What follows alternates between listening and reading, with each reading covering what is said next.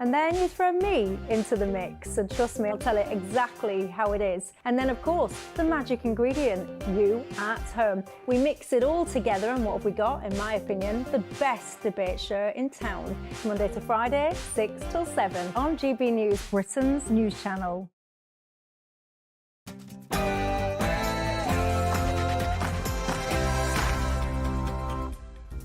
Hello, it's 11 o'clock, which means it's time for tomorrow's newspapers tonight. Join us over the next hour to find out why Trump is rallying the troops. Is Miss Universe actually a miss this time? And what makes a woke sandwich? I'm Simon Evans. Tonight's comedians are Cressida Wetton and Leo Kearse. This is Headliners.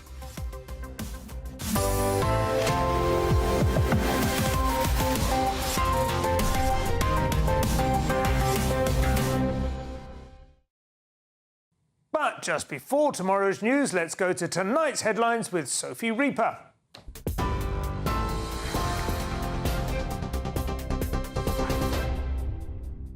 A very good evening to you. The time is just after 11 and these are your latest headlines.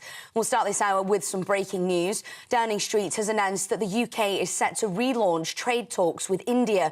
This comes following a bilateral meeting between Sir Keir Starmer and the Indian PM Narendra Modi at the G20 summit in Brazil. In the meeting, Sir Keir reportedly said he wanted to take Britain's relationship with India to another level. Elsewhere at the G20, Sir Keir has also said Ukraine is top of his agenda. This comes after President Joe Biden has given the green light to Kyiv to use US-supplied long-range missiles to strike inside Russia. President Vladimir Putin warned the West they could be throwing fuel on the fire if they allowed Ukrainian forces to launch Western-supplied missiles at Russia. Elsewhere in politics, Sir Keir Starmer says he's absolutely confident that the vast majority of farmers and farms will not be affected by changes to inheritance tax announced in the budget. A protest is expected in Westminster tomorrow as farmers rally on Whitehall against the changes announced in last month's budget, while separately the National Farmers Union will host a mass lobby of MPs in their efforts to get the government to rethink. Earlier, the son of a British farmer told Martin Daubney how this decision could impact his dream of becoming a farmer. It makes me feel like disappointed in the government because they're taking away something that me and I'm guessing all of my generation of farms opportunities to become farmers when they're older. I'd say just think about how this affects my generation of farmers and how it affects their future of doing something that they've dreamed about for years. In weather news, the Met Office says the UK is braced for disruptive snow, ice and cold temperatures over the coming days. Up to 20 centimetres of snow may accumulate in the worst affected areas in what's being described by the Met Office as the country's first taste of winter. Today, snow and frost have been recorded across parts of the Yorkshire Dales, as well as in certain areas of Scotland, including at the Corgarth viewpoint in Aberdeenshire. And at full-time, it was Poland 1, Scotland 2 at their Nations League match in Warsaw. With goals from Aston Villa's John McGinn and a 93rd-minute winner from Liverpool's Andy Robertson, this victory means Scotland's hopes of remaining at the top level of the competition are kept alive, and it gave the Tartan Army plenty to celebrate away from home.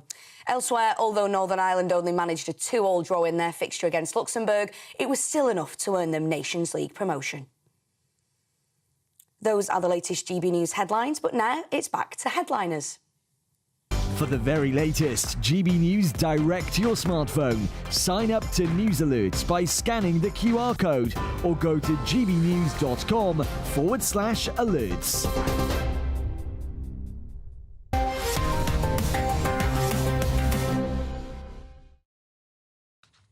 Hello and welcome to Headliners, your first look at Tuesday's top stories with three comedians. Let's have a quick taste of what Cressida and Leo will have to plough through on Tuesday's front pages. Telegraph kick us off, and the ploughing metaphor was well chosen. Farmers must pay up for the NHS, says Reeves.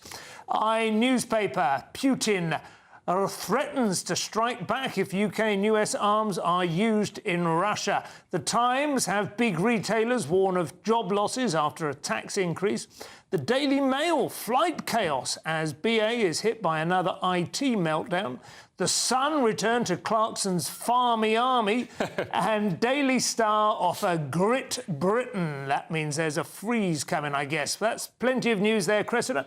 Let's start with Tuesday's Telegraph. Thank you. Plenty of news. Farmers must pay up for the NHS, says Reeves.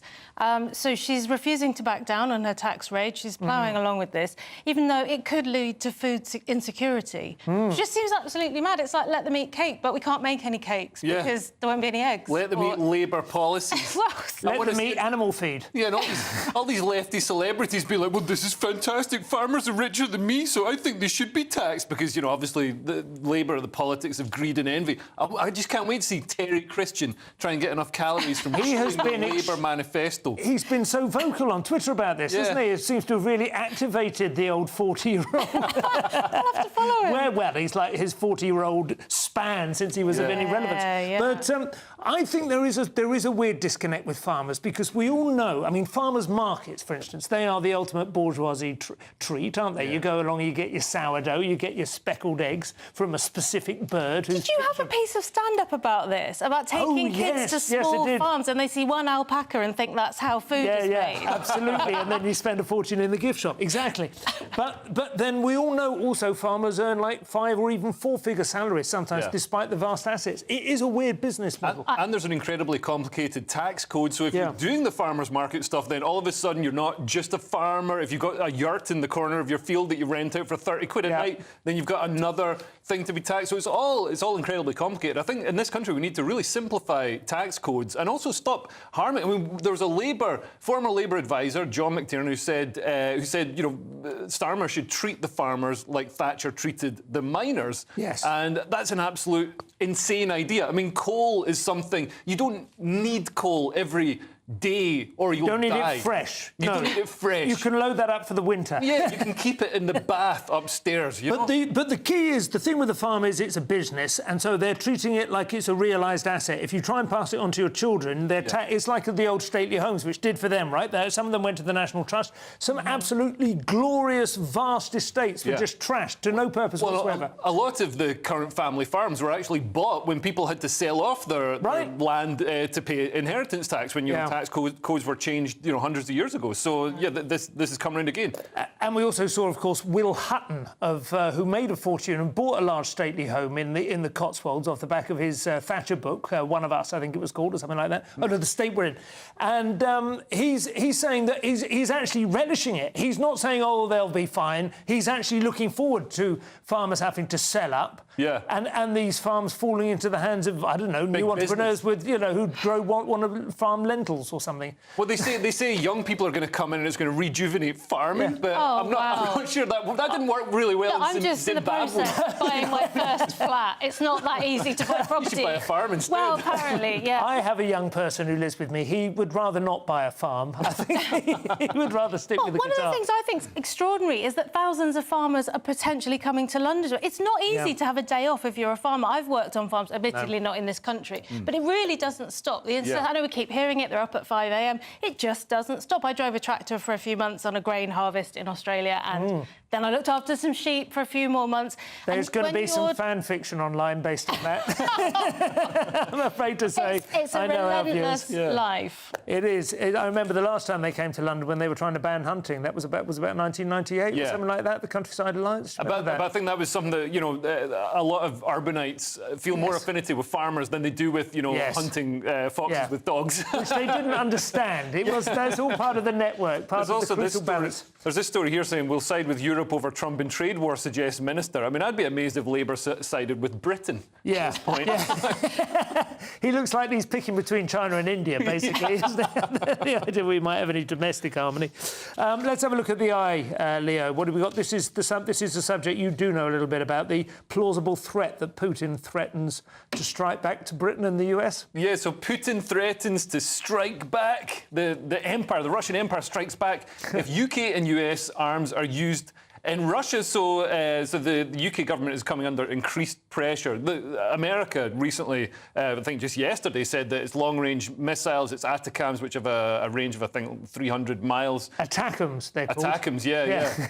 It's like little indigestion pills, but for blowing up cities. Yeah. So they're really effective, and they can be launched from just your normal sort of HIMARS launchers and stuff. But they've said they can be used inside Russia, which is a big red line. But Ukraine has crossed so many red lines, Russian red lines. There's actually a saying, there's a saying that Russian red lines are basically meaningless because you can just cross them. And every time Putin says, "Oh no, there's going to be a nuclear war," there isn't going to be nuclear war. London's safe. I mean, Russia owns half of London, so they're not going to bomb London. They're not going to bomb their children's schools. What do you think they would? Is there anything they might head like an American base or something? Well, they might use. I mean, I think Russia's strategic nuclear capability, its ability to launch nukes into other countries, is pretty degraded. They might have some that would still work, but you see the silos are full of water. I bet anything that's worth any money has either been sold so that you can go and have sex with strippers in Dubai, or has been just left to rot, and they've kept turned the money into some sort of footballer's compound or something. Yeah, there was a thing where somebody bought one of these things this was an article years ago in Russia. It had been originally an ICBM silo, and it was still there, but now it was like a luxury apartment. You went down in a huge lift, and we saw it with their tanks, with their troop carriers and everything. Everything that could be swapped out and used. If they could use a cheap Chinese knockoff, tires that don't work. The real nuclear threat actually comes from. I mean, there's a risk that Russia would use tactical nukes in Ukraine, inside Ukraine, or possibly even inside Russia, possibly in Kursk. If it can say with some plausibility that we're just using nukes on our own land, but tactical nukes are much smaller. I don't know how that would affect things. It would be a big escalation, and this is really a sort of message to. This is Trump's come into the election saying, "Oh, I'm so tough. Nobody would ever mess with me." I think Putin's actually going to call his bluff, and we'll see if Trump is going to chicken out. So that is a key part, isn't it? That Biden has done this. Biden has given this okay with about 2 months to run now of his presidency, barely. Yeah.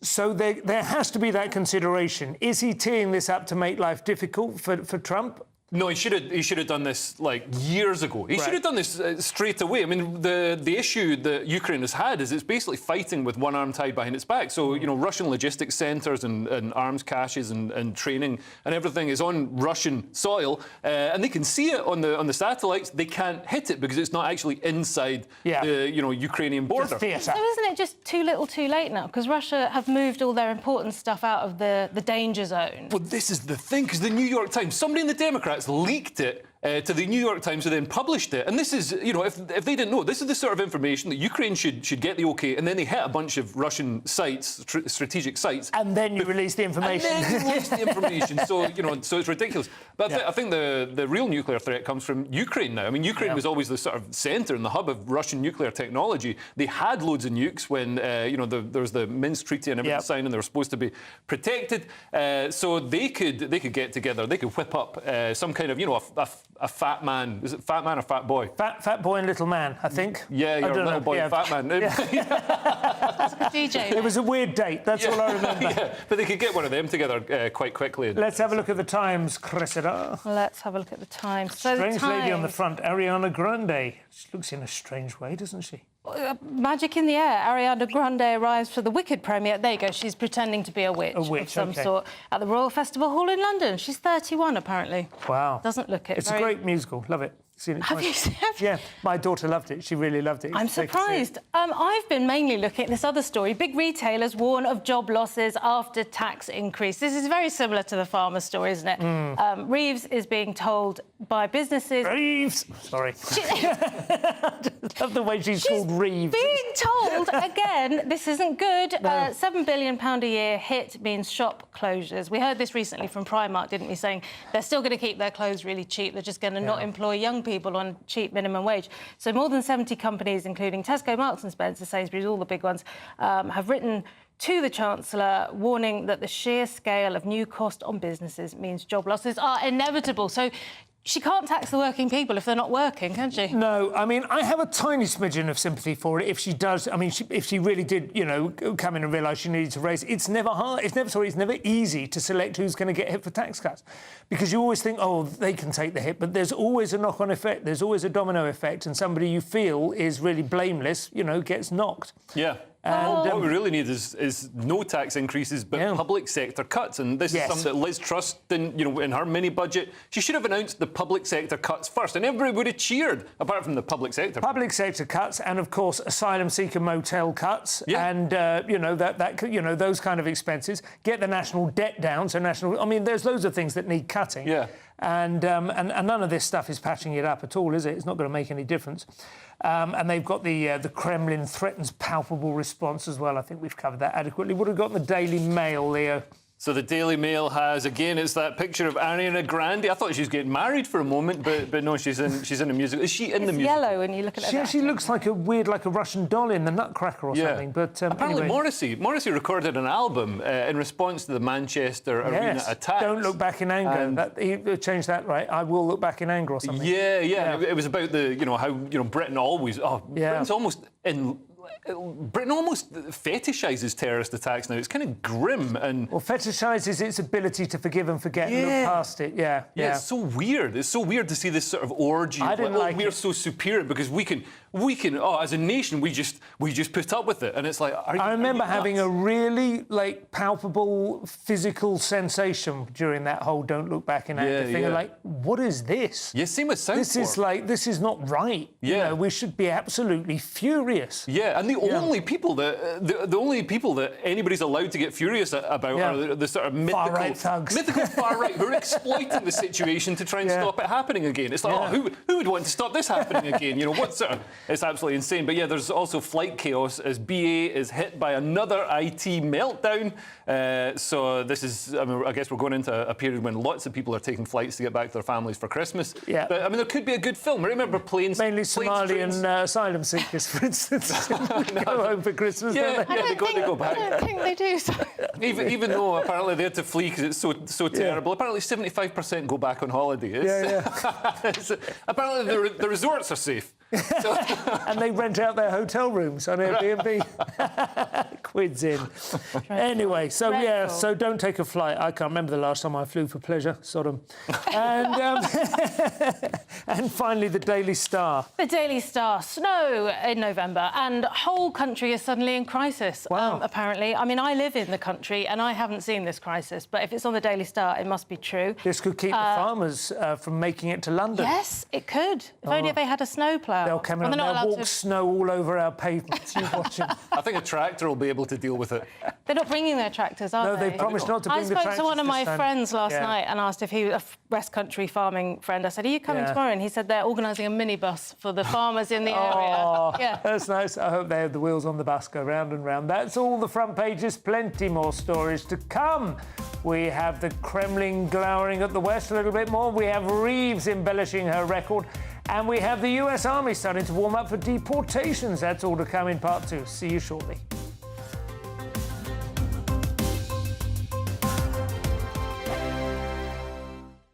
Sunday with Michael Portillo from 11, only on GB News. On the 8th of October at Battersea Arts Centre, a new orchestra launched its inaugural season. The orchestra, which is named Chromatica, is formed of some of the best young musicians in Britain. They're due to perform in traditional venues and in community spaces. The aim is to bring their youth and dynamism to a wide repertoire of music. Predominantly, they'll work with emerging conductors who will have the chance to shape the orchestra and its repertoire. To share her experiences of bringing the ensemble together, I'm joined by the violinist and Chromatica Orchestra lead, Maren Bosma. To what extent is this novel? To what extent is this new ground? Well, new ground, it is new ground in a sense that this is a completely new orchestra. Obviously, in the current sort of cultural climate, it's not really easy to set up a new orchestra. And so, in that sense, it's a novelty for us to kind of try and carve out our space in the current climate of musical orchestras and musicians in Britain. Yes, I mean, it's quite odd in a way to think of a new orchestra because the ones that we have tend to be struggling and numbers indeed have been reduced. I used to be associated with an orchestra which unfortunately went under. You've got some private backing for this. Yeah. Why do you think the private backers have been willing to give you support? What is it that they see as your unique selling proposition? Well, Chromatica Orchestra essentially is an early career orchestra. So we're formed of all sort of top musicians who've graduated in, say, the last sort of 5 to 10 years. Because everyone is of that generation, there is a sort of enthusiasm and dynamism that we bring to the stage I think is quite unique. The orchestra's mission, it's really focused on creating opportunities for young emerging musicians. GB News, the People's Channel. I'm Christopher Hope. From pop stars to politicians, I'll interview anybody in a pub who's got a political opinion. Join me every Friday on Spotify, Apple Podcasts, YouTube or gbnews.com, or wherever you get your podcasts. This is GB News, the People's Channel. Weekdays on GB News. Wake up to breakfast every day from 6 a.m. Followed by Britain's newsroom at 9:30. At noon, it's Good Afternoon Britain. Followed by Martin Daubney from 3 p.m. Only on GB News, the People's Channel, Britain's news channel. Every Saturday, 10 till 12, we'll bring you all of the news that you need to know. We'll also remind you that there is so much to smile about. It's my favourite time of the week. I get to relax, enjoy some light-hearted stories, and let Ellie teach me about fashion too. That's Saturday Morning Live, every Saturday, 10 till 12. Only on GB News, Britain's news channel.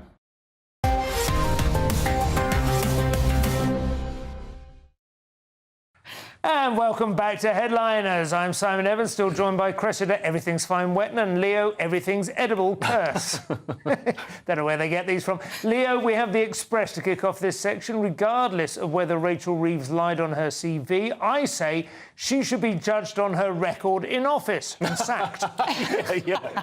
So number 10 claims Rachel Reeves, our Chancellor, is being straight with the public after CV lying was exposed. So the Guido Fawkes website revealed that she claimed she worked as an economist at the Bank of Scotland between 2006 and 2009. She was actually doing a much more mundane job of cleaning the toilets. No, I wouldn't trust her to clean a toilet. She was doing some sort of, just... She was a cashier kind of thing, wasn't she? Yeah, essentially. You know what I mean? They found something, she licked stamps or something.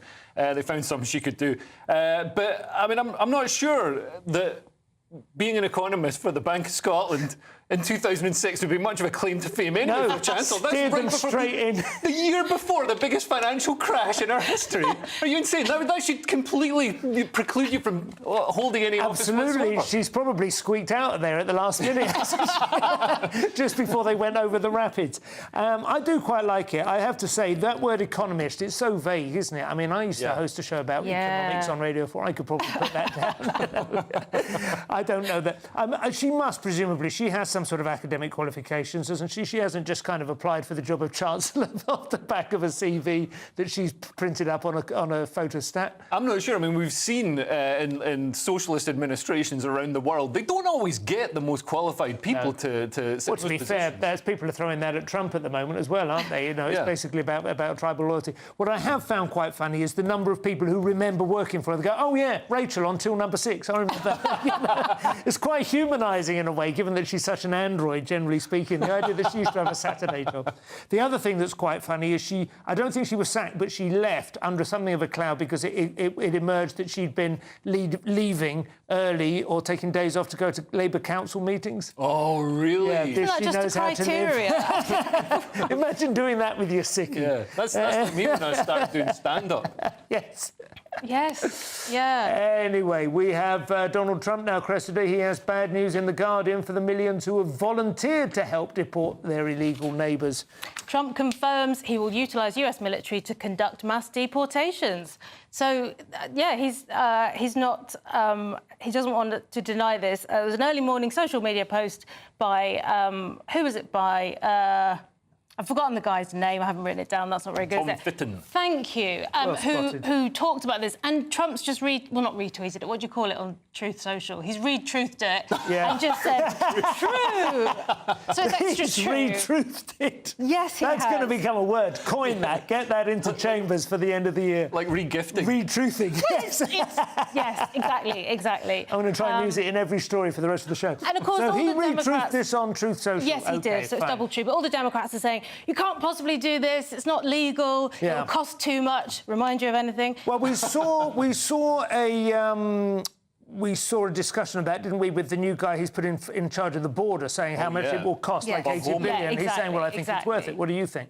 Yeah. I don't think it necessarily does need to cost that much, actually, does it? Because, I mean, I don't know exactly what the mechanics of it would be, but I suspect quite a lot of them could be essentially sort of smoked out, don't you think? Simon, they're not washed. It's metaphor. What I mean is withdraw benefits, you know, just make it clear.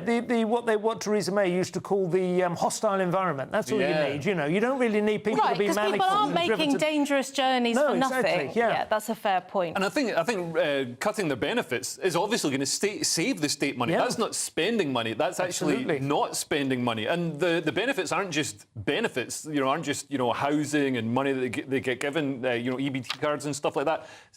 Employers are actually subsidised to give them jobs because the Democrats were basically using this to tilt the electoral landscape, bringing loads of Haitians into swing states like Ohio. They've already run, haven't they? The Haitians have run from Springfield. Yeah, They're no longer eating. The cats and the dogs are emerging from the shadows. But why can't we do something like this here? Remember during COVID when there was, you know, a national emergency, so, you know, the borders were closed? Why can't we announce an emergency so the borders are closed? I mean, there's got to be legal avenues. To say that, we can't do it because it's not legal. Illegal immigrants aren't legal. So legality is... And I think for the UK to watch what happens next is because we've had all of the woke culture and the gender ideology and everything come over. Will this come over? Will we get this next? Oh, yeah, well, we've got... I mean, they're already coming over that. I was thinking, you know, early days when Farage was exposing the RNLI, were picking these people up from, like, miles out. I think they need to create a new force, the RNDI, the Royal National Death Boats. They're a force of volunteers that put out to sea whenever there's a report and they just nudge them back to France. Right. There doesn't need to be any sort of high explosives. I'm just saying, just wow. Like, Wow, let's get that clipped. OK, that may be a bit strong. But I do think we're going to have to... Listen, if we put a gunboat off the coast of Calais 20 years ago and just kept it there, none of this would have happened, right? Simon. And also, long term, it would save more lives. Save lives, of course. It would have saved lives already. From a utilitarian point of view. Absolutely. It makes more sense. TV censorship news now, and I'm off air. No, TV censorship news now in the Telegraph here. This is the good kind, however. Trump going after the libs.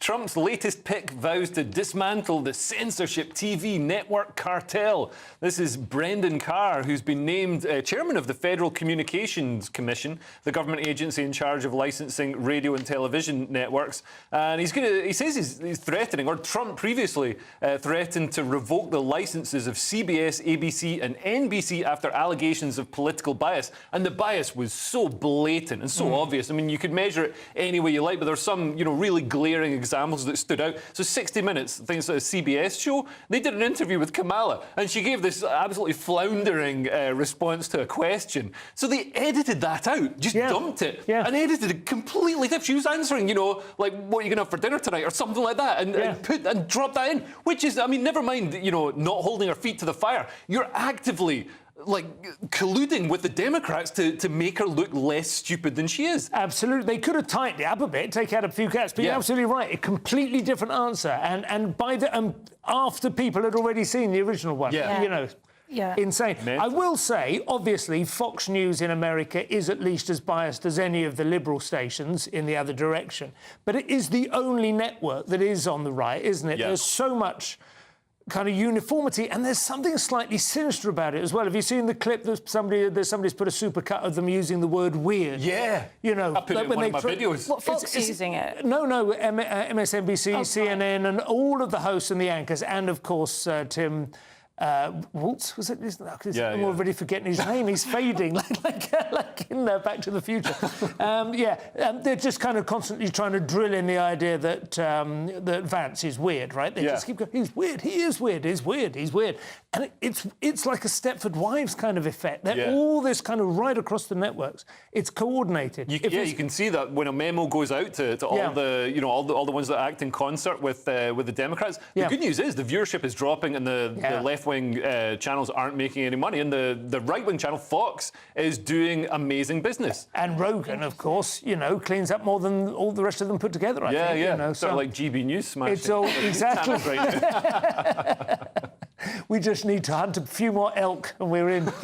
Daily Mail now, Cressida, and 1 in 4 Tories think they'll win back power in 2029. I call that distinctly patient. Tories increasingly bullish, I nearly misread that, about regaining power in 2030 after Keir Starmer's chaotic start. That's quite generous, isn't it? Yeah. So apparently 25% roughly think they're going to get a majority next time around. 11% think they'll get a minority but they'll be in power, and 18% think they'll be in a coalition. So that's 25% think they'll get a majority. That's very optimistic. But having said that, in 2019, if you'd said that Labour were going to have a landslide 4 years later, 5 years later, you would have been laughed out of house because that was a huge win for the Tories. But these things can turn very quickly. We know that the Labour, they've got a lot of seats, but a lot of those seats are on a thin majority. And if you reunited the vote that went to the Tories to reform and those who simply stayed at home because they were dismayed by the wetness of the Sunak response to immigration and so on, I think the Tories would easily win the next time. And that's even before, we all know there's a couple of fairly serious rumours swirling around that could knock Starmer's reputation on a personal level. Oh, yeah. So, and rumours about come out. Southport as well. But obviously, we can't speculate on anything like that because the trial's coming up. I think apparently they're trying to move the trial back, but I think that trial will really be a tipping point for Labour. But I think they're discounting reform. I think a lot of the next election, Islam is going to be a much bigger issue. The population of Muslims in the UK is going to be bigger, and they tend to vote along sectarian lines, so it's going to be much more noticeable. So. I think that's going to be a key factor with the next election. I think the Green Party will indeed stand to benefit. Much more still to come from the brave new world of a female Miss Universe to the film festival feminism fiasco. We will see in a couple of minutes.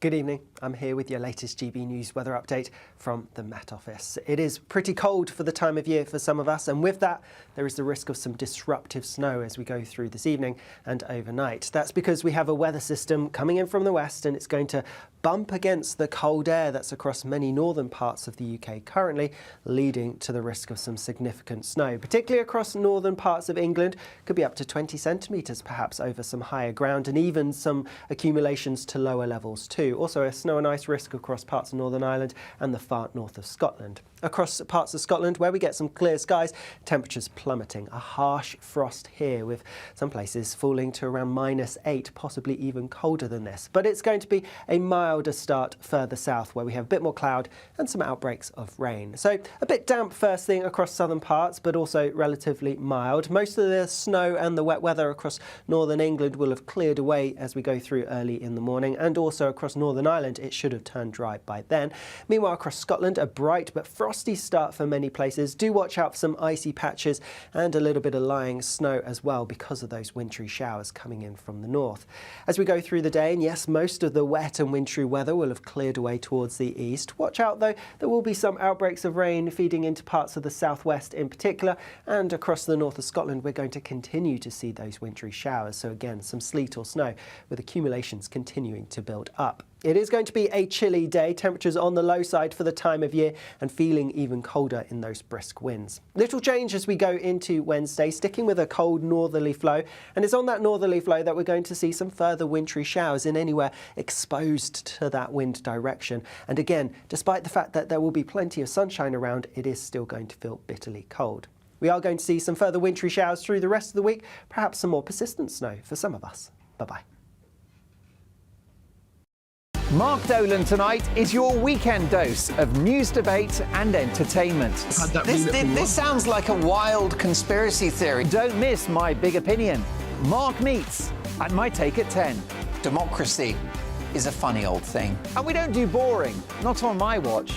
I just won't have it. Let's go and get another glass of that bubbly. You've earned it. That's Mark Dolan tonight, Saturday and Sunday, 9 to 11, only on GB News, the People's Channel, Britain's news channel.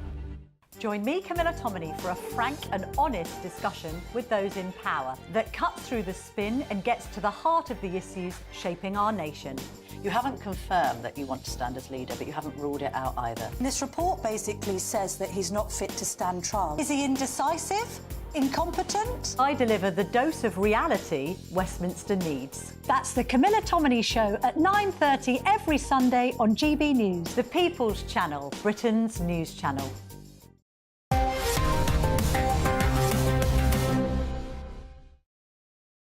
And welcome back to Headliners. A quick recap again of the front pages before we carry on. We have the Telegraph. Farmers must pay up for the NHS, says Reeves. The newspaper. Putin threatens to strike back if UK and US arms used in Russia. The Times. Big retailers warn of job losses after tax increase. The Daily Mail. Flight chaos as BA is hit by another IT meltdown. The Sun have Clarkson's Farmy Army, and Daily Star grit Britain as ICE grips our roads again. So the Daily Mail kick off this section for us, Leo. Bigots are openly celebrating the victory of a white so-called biological female in Miss Universe. Yeah, that's how The Guardian would interpret it. So this is Miss Universe fans hailing the end of wokeness and crediting the Trump effect after a biological woman, there's still some of them around apparently, has won the 2024 crown. She's Miss Denmark, because obviously the last decade, you know, it's just been a beast transgender smurfs from Papua New Guinea. They're the only people allowed to win any beauty contest. You know what I mean? You're not allowed to have any. There's some of the trans women have won these. You definitely wouldn't say no. They look honestly, I've seen but I've seen some of them that didn't, and some that were clearly just there out of well. Have there been more than one trans woman? Has one Miss? Yeah. I didn't realise this. Yeah. Okay, I've got a chart at home. But this one isn't trans. Victoria Kjær Thielvig, 21 of Denmark. Everything about that description says attractive. Nazis. Okay, yeah.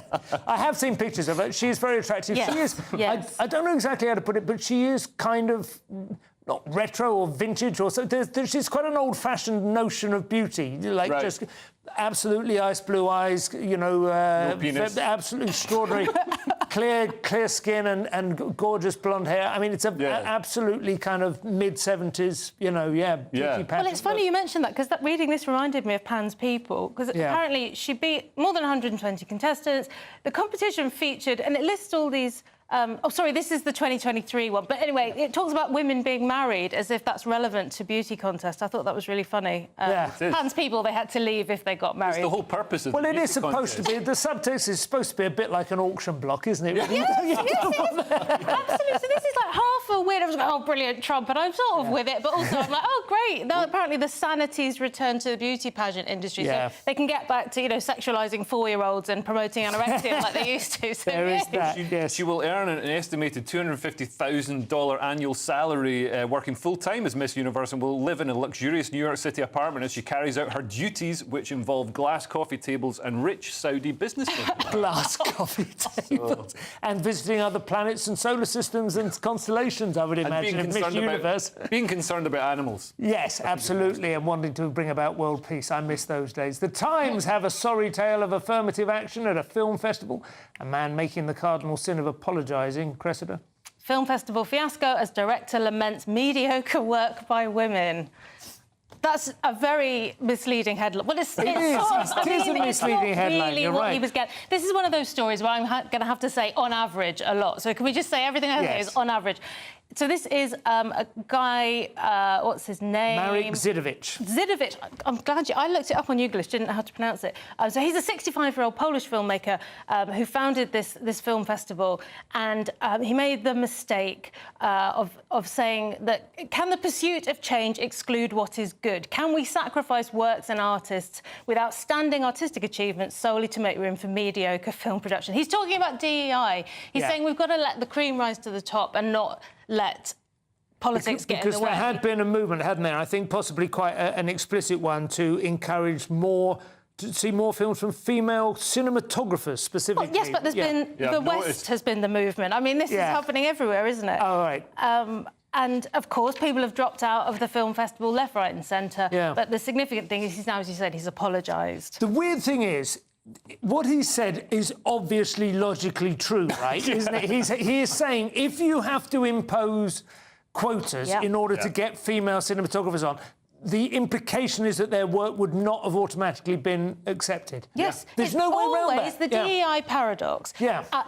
At the organisational level, they scream about giving people a leg up, and then when it gets to the individual achievement, they swear that that person achieved it on their own. Exactly. Both cannot be true. No. And on average, women are typically less obsessive. They know less about weapons. They don't tend to. They occupy, as Camille Paglia says, the great middle more than you don't get. What's her phrase? You don't get female Michelangelo because you don't get female. Yeah, exactly. I don't know about cinematography though. That may very well be a thing like interior design or something that women are perfectly well suited to excel at. I'm genuinely. It's about. But I know, I'm being serious. A bunch of flowers there. It may very well be though. The thing is, he has clearly put this film festival on. It doesn't sound like it's a huge money spinner. It sounds like he's been dedicated to the art. He's 65 years of age. Yeah. He's a Polish filmmaker. Which, I don't know, that feels like he's an art house kind of... I mean, I might be biased, in favour of Poles here. I don't know. People should listen to this guy's opinion. He's clearly an expert and he knows what he's talking about. And we've seen DEI wreck other industries. I mean, look at British comedy, for example. Well, anyway, he's apologised now. Let's hope they let him off. But the problem is the person that does achieve something in a DEI environment is never totally sure if they've achieved it. No, that really exactly right. Me. Yeah, no, you're absolutely right. You're here on your own talents. I want to establish that, Cressida. We had a long chat about it and we absolutely agreed. Well, 3 out of 4. The Guardian now, Leo, and you'll never guess what they think schools and colleges should be teaching more about. Oh, my God. So schools and colleges in England are accused of failing in their legal duty to tackle racism. So campaigners want anti-racist content to be embedded in the curriculum and for Black history to be a compulsory subject. So they want to sort of segregate Black history away from white history and have it in its own space.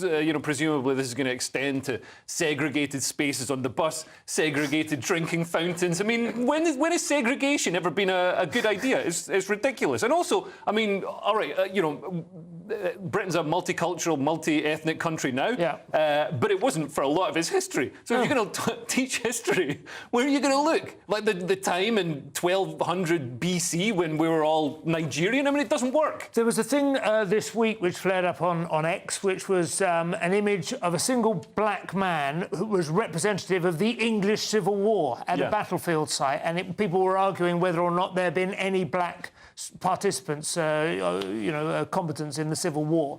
Well, I would have said 0. That would have been my guess, but maybe there were 1 or 2. It's certainly not enough for him to be representative. But there are all these social historians who are saying that representation matters and this history belongs to all of us. History can belong to all of you, whatever that means. Yeah. That doesn't mean you get to falsify it and imply that, an entirely different demographic were involved in it. Absolutely. And it says here racism is holding all young people back. That's quite a statement, isn't it? I'd love to see how you arrived at that, because I don't exactly know what you mean by that. I think probably poor education and maybe an over-feminised society and a lack of responsibility, those things might be holding young people back, I would guess. They're certainly not being held back, I would say, from, like TV dramas. We see something like Bridgerton, which is obviously a kind of farcical, fantastical reimagining. I'm fine, I don't watch it, but I'm fine with things like that. If you're trying to present actual history, it is important to recognise what the truth was. I would feel horribly patronised if I were to go to, I don't know, Japan and have like a picture of me there, as you know, at the inauguration of Emperor Hirohito. But unfortunately, our academics and our scientists, in a lot of cases, see, you know, the greater social good of this sort of forced multiculturalism, forced multi-ethnicity as justifying lying when they're presenting history to us, and also the justification they give for saying that, you know, we're so deeply despicably racist. They say there's been a 23% increase in the number of people suspended for racist abuse. That's because people get suspended for racist abuse for tiny little things. A child was asked, like a young child, I think she was about 7, she was asked to describe her friend, and you know, her friend is black, so she said, oh, she's chocolate. Which is a nice thing, you know, a nice thing. You know, she obviously likes chocolate because she's a kid, and you know, was like suspended. She's probably been in jail now. She's doing a 3-year sentence under Starmer's. Do you remember there was I can't remember her name, Kate something. Kate Clancy, was it? She published a book of amazing poems that she had managed to withdraw from the... She said exactly one of her girls had almond-shaped eyes, which is a beautiful compliment, but was apparently racially coded. And people are so hypersensitive. Unbelievable. Kids are not naturally like that. Kids are much happier to just speak as they find, you know, and everyone relaxes and get on with it. The only historians you can trust are ones who've been called bigots.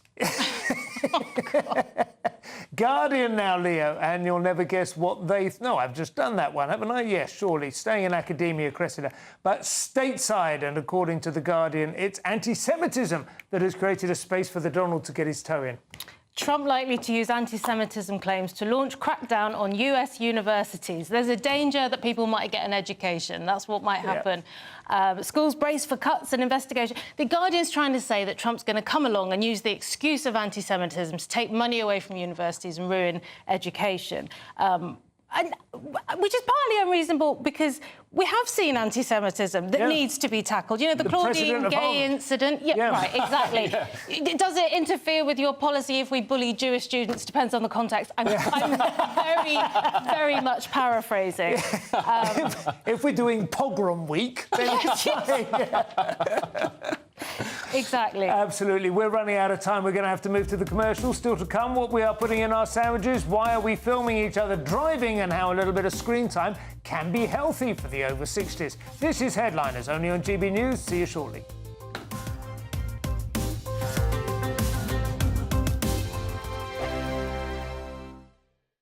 This is GB News, Britain's news channel.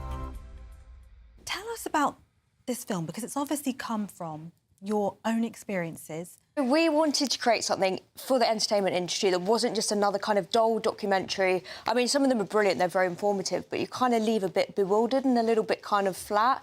So we thought, I've got a passion for writing and you've obviously got an unbounded knowledge on the subject. Why don't we create a film with a kind of satirical look on eating disorders?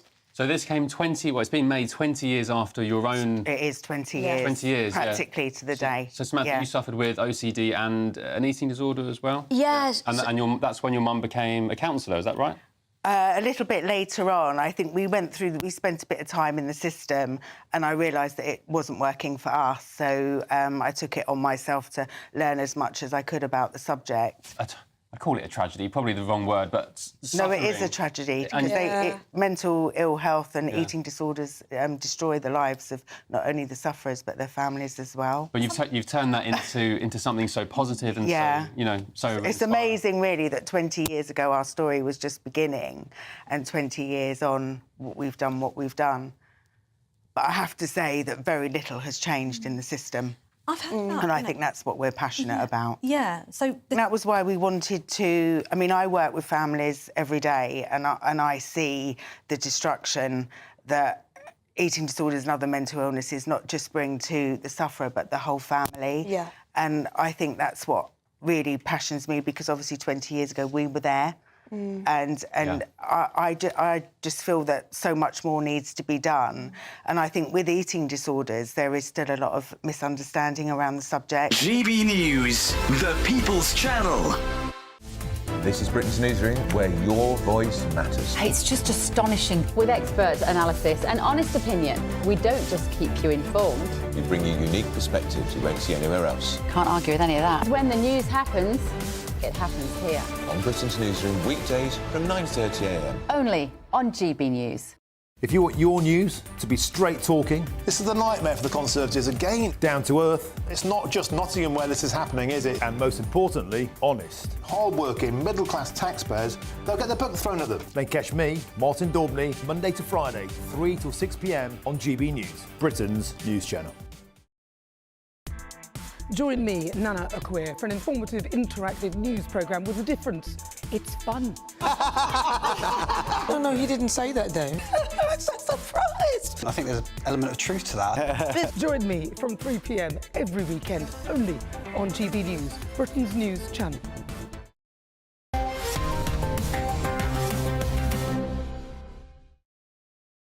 And welcome back to Headliners for our final section. One of the more bizarre ongoing sagas in media land has thrown up a new twist in the Daily Mail, Leo. This is Elon Musk to the rescue again. So Alex Jones, who's the head of InfoWars, the angry guy, you'll recognise his face from getting really angry and Always slamming the looks like desk. he's having a heart attack. Yeah, I'm amazed he's still alive. But he's revealed they're putting stuff in the water and it turns a frog's gay. So he's revealed that Elon Musk has saved InfoWars from being sold to The Onion, which is a satirical site in America. So basically, because he published all this stuff. I mean, he does some of his stuff that he says sounds crazy, but actually has a basis in truth. Like there are chemicals, estrogenizing chemicals. I have a whole in the book water. about it. They fish out alligators out of the Florida swamps. They all have tiny little mangled genitals. They're incapable of breeding. It's horrible. Yeah. Another Democrat policy. Moving on from their own children. But yeah, and like it's no less insane. You know, chemicals in the water to turn amphibians gay is no less crazy than the plot of Jurassic Park or the Guardian saying, "Oh, if Leo Kearse changes his pronouns, he's a woman." To be honest, the Sandy Hook thing was pretty horrific. Was absolutely wrong, and in a way is a kind of tragedy because without that, Alex Jones would have been a very colourful and kind of welcome. You know, eccentric on the fringes of broadcasting, but that was a massive wrong foot. But some of the stuff he was doing, like he was accusing parents of the victims of the school shooting of being crisis actors, which is, I mean, man, way out there. Yeah, you better sort of have that right if you're going to say it, because that's obviously massively painful. Yeah. So the victims, the Sandy Hook Elementary victims, they formed a group and they won a $1.4 billion defamation lawsuit against them. Sounds like a lot of money, but InfoWars turns over a huge amount of money. It's insane.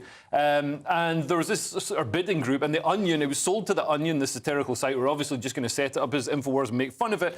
But it's apparently transpired that they weren't the highest bidder or something, and they paid a very small amount. So then, you know, a federal judge has stepped in and said, you know, this process isn't legit. So now Elon Musk has stepped in as an interested party. I think he just wants to know what is being bid and, you know, and by who. It's going to be very interesting. Musk is just like controls the world now, doesn't he? He's literally like God. He just goes, no, I'm going to put that piece there. But a good God. Absolutely fascinating findings now from the changing face of the Great British Sarnie, Cressida from the Mail. Now Gen Z or Z are waging war on our sandwiches. Can they do no, not wrong? Gen Z Brits are turning their backs up. They're not eating mustard, and we should all be very offended. And apparently this is the real crime. They don't think cheddar's the best cheese ever. Obviously, it's the only cheese. What do they think? Not the American squirty cheese? No, it doesn't there are say other that. cheeses. They're eating other. They're eating continental, soft, squidgy, smelly ones, all sorts of things. Those are not great in sandwiches. No, absolutely. Well, bread's banned now anyway, isn't it? Yeah, so that's true. apparently they're eating a lot of peppers and avocados. Yeah. I do like a brie and bacon. That's what I did with a bit of jam on it. That's quite a new one. Yeah, I branch out. Got a favourite, Leo? No, that was a lot like Alan Partridge when he said, I like wine. Let's squeeze one last one in. Got about 1 minute on this. A new police initiative in the Telegraph to turn us into a nation of auto snoopers in order to restore our high-trust society, Leo. That's right. So become a vigilante to help us catch dangerous drivers, the police have told the public. So the citizen detectives are being urged to film other drivers tailgating, using their mobile phones at the wheel and not wearing a seatbelt. Obviously, what's his name? Jeremy Clarkson? No, Vine. Jeremy Vine, yes. Jeremy Vine is way out ahead of the trend on this. He's been doing this for years. Well, and he's nailed it because he hasn't got to use his phone. That accompany them down the road. Everyone else will be getting each other in trouble because they'll be filming on theirs, but he's got it on his head. But this isn't a high trust society. This is like the Stasi. This is, like everybody grassing each other up for hate speech. Now we're moving on to this, and also it's going to be dangerous. Everybody's filming everybody else. I wonder if you can financially incentivise it. Then I would get into it. I mean, because I reckon I would cash half a dozen an hour. Then it actually would be the Stasi. The show is nearly over. Let's take another quick look at Tuesday's front pages. We have a Telegraph. The farmers must pay up for the NHS, says Reeves. Newspaper. Putin threatens to strike back if the UK and US arms used in Russia. The Times. Big retailers warn of job losses after tax increase. The Daily Mail. Flight chaos as BA is hit by another IT meltdown. The Sun has Clarkson's Farmy Army. I'll be there. Daily Star. Grit Britain. That's it for tonight's show. Thank you to my guests, Cressida and Leo. I'll be back again tomorrow night at 11 p.m. joined by Scott Capurro and Kerry Marks. If you're watching at 5 a.m, stay tuned for breakfast. If, however, you've stayed up late tonight to watch us, I think that's enough. Thank you very much for your company. Enjoy a good night's rest. Good night.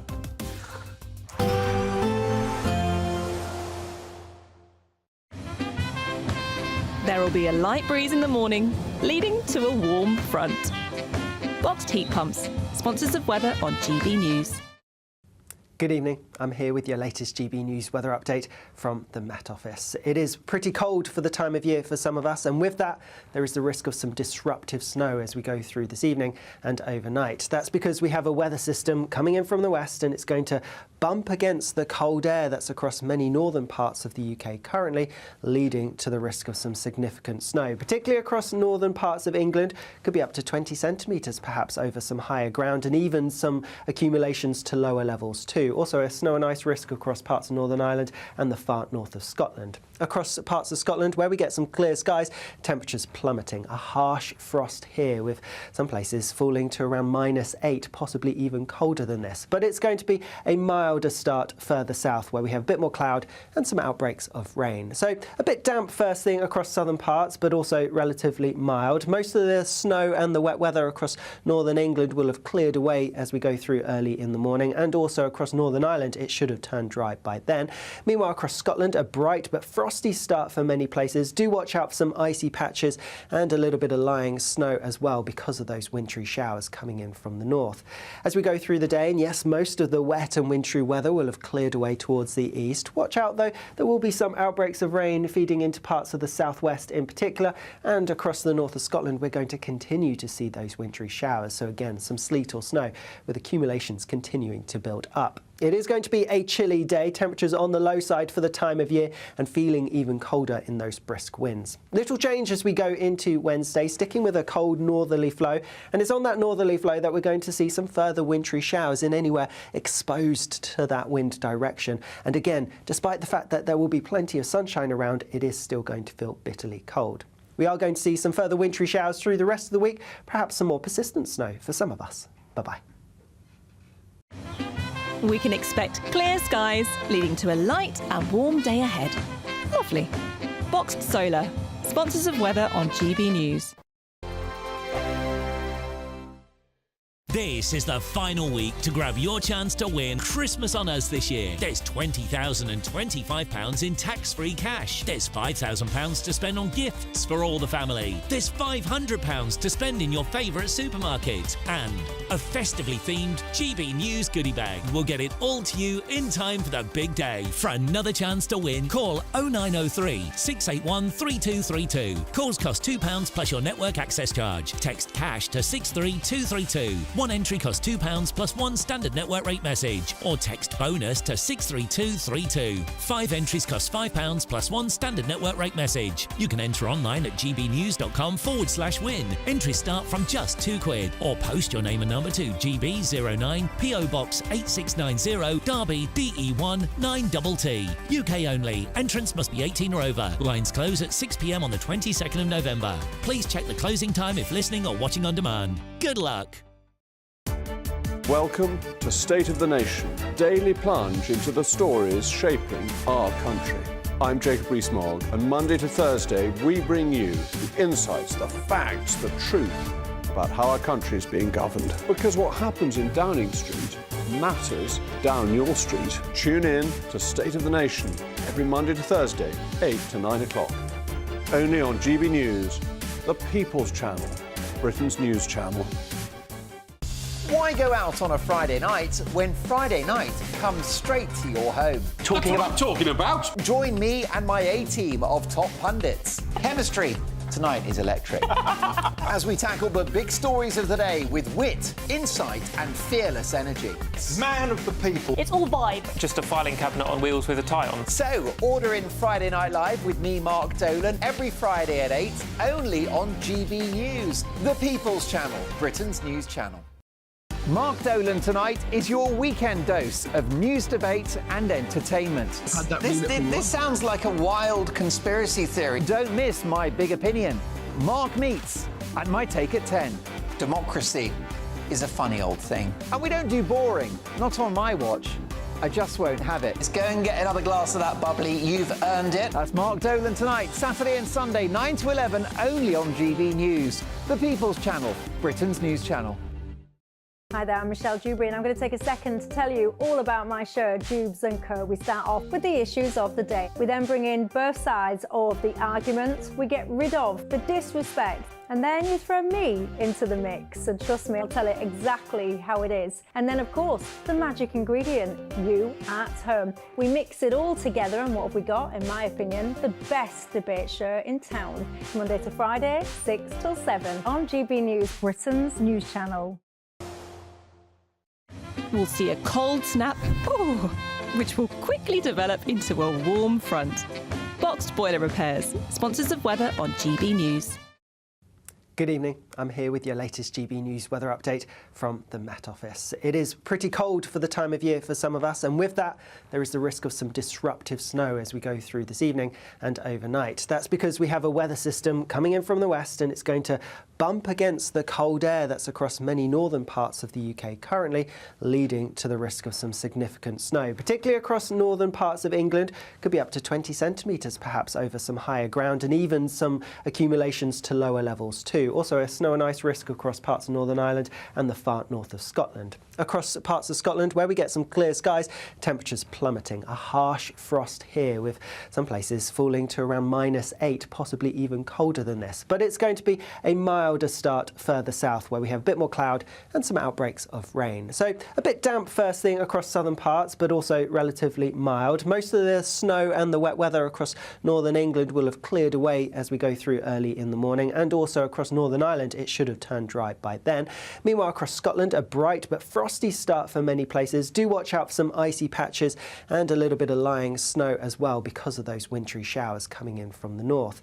As we go through the day, and yes, most of the wet and wintry weather will have cleared away towards the east. Watch out though, there will be some outbreaks of rain feeding into parts of the southwest in particular, and across the north of Scotland we're going to continue to see those wintry showers. So again, some sleet or snow with accumulations continuing to build up. It is going to be a chilly day, temperatures on the low side for the time of year and feeling even colder in those brisk winds. Little change as we go into Wednesday, sticking with a cold northerly flow, and it's on that northerly flow that we're going to see some further wintry showers in anywhere exposed to that wind direction. And again, despite the fact that there will be plenty of sunshine around, it is still going to feel bitterly cold.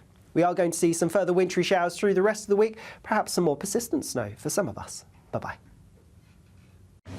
A nice bright morning will generate a lovely warm day, right through to the evening. Boxed Solar, sponsors of weather on GB News.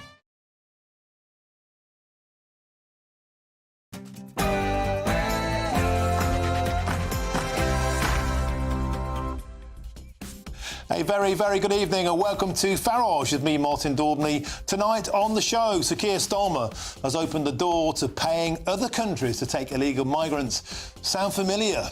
Also, we will not live in a two-tier country. Absolutely not. Nigel Farage launches a private prosecution over the Manchester airport brawl. We'll get more on that later in the show. And the Prime Minister looks set to cosy up to China. Is that wise, given our recent dodgy relationship with Beijing? All of that in the next hour and plenty other stuff on top. But first, here's your latest news headlines with Sophie Reaper.